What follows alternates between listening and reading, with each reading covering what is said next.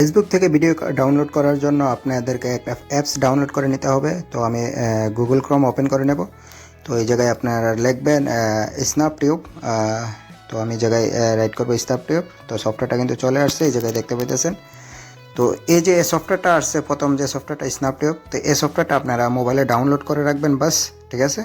তো আমার কিন্তু প্রথমেই ডাউনলোড করা ছিল, তাই জন্য আমি আর ডাউনলোড করব না।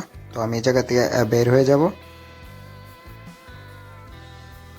তো আপনারা এই জায়গায় দেখতে পাইতেছেন আমার সফটওয়্যারটা কিন্তু প্রথমেই ডাউনলোড করা ছিল স্ন্যাপটিউব। এটা কিন্তু প্লে স্টোরে অ্যাভেলেবেল নাই, তাই জন্য গুগল ক্রোম থেকে ডাউনলোড করে নিতে হবে। তো আমি এখন ফেসবুক পেজটা ওপেন করে নেব। তো এই জায়গায় দেখতে পাইতেছেন আমার ফেসবুক পেজ। তো এই জায়গা থেকে ওপেন করার পরে এই জায়গায় যে কোনো একটা ভিডিও কিন্তু আপনারা এই জায়গা থেকে সিলেক্ট করে নিতে পারবেন। তো আমি এই জায়গা থেকে একটা রিলস ভিডিও সিলেক্ট করে নিলাম। নেওয়ার পরে দেখতে পাইতেছেন সাইডে যে শেয়ার একটা অপশন আছে, তো শেয়ার অপশনে ক্লিক করবেন। ক্লিক করার পরে এই জায়গায় আপনার সবগুলো অ্যাপস চলে আসবে। তো আমি থ্রি ডটে ক্লিক করে মোড়ে ক্লিক করব। ক্লিক করার পরে তো আমার এই জায়গায় কিন্তু সবগুলো অ্যাপস কিন্তু শো করব।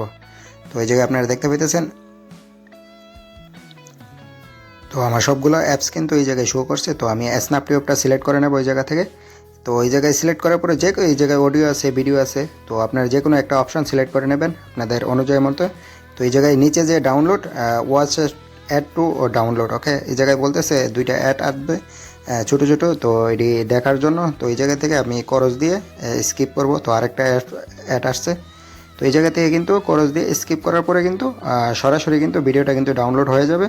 তো এই জায়গায় আপনারা দেখতে পাইতেছেন ভিডিওটা কিন্তু ডাউনলোড হয়ে গেছে। নট নাও দিয়ে দেব।